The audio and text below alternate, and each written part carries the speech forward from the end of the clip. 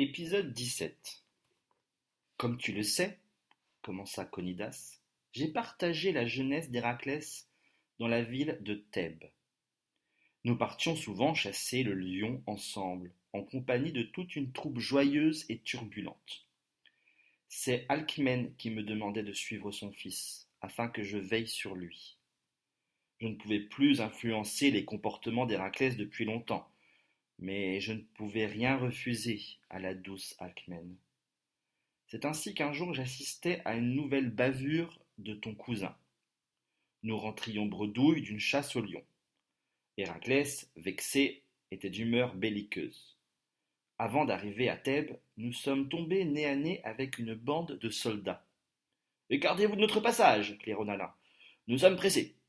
Héraclès répondit d'un ton tout aussi provoquant. C'est plutôt à toi de t'écarter de mon chemin. Tu me fais de l'ombre. Et d'abord, qui êtes-vous? Où allez-vous? Le chef de la troupe n'avait pas reconnu Héraclès. Il ne se laissa pas démonter.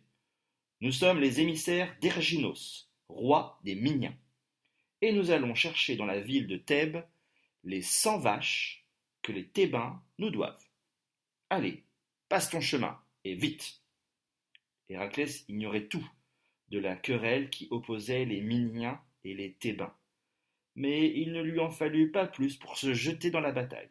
Le combat fut de courte durée. Hélas, Héraclès ne voulut pas se contenter de mettre les hommes en fuite. Il leur tailla le nez et les oreilles, et les leur attacha autour du cou. Maintenant, retourne chez toi, et dis à ce roi Erginos qu'il a trouvé son maître, hurla Héraclès. Tu n'as rien pu faire pour l'empêcher de mutiler ses soldats? Questionna Thésée d'une voix timide. Conidas répondit dans un soupir. Malheureusement non.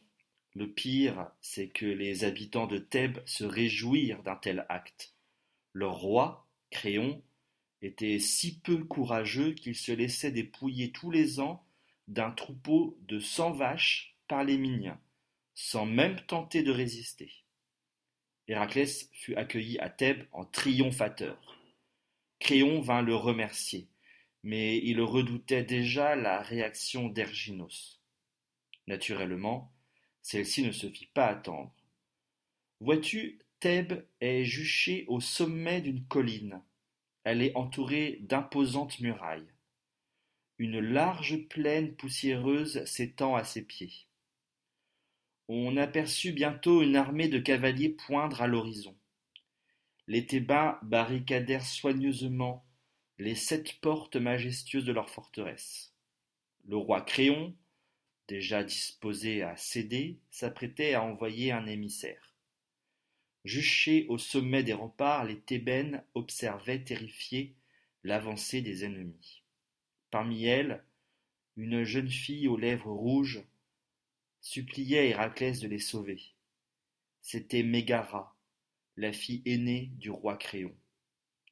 Héraclès rameuta les jeunes gens de la ville. Allez-vous rester sans réagir? Êtes-vous des mauviettes? Cette bande de voyous vous pille sans vergogne depuis des années.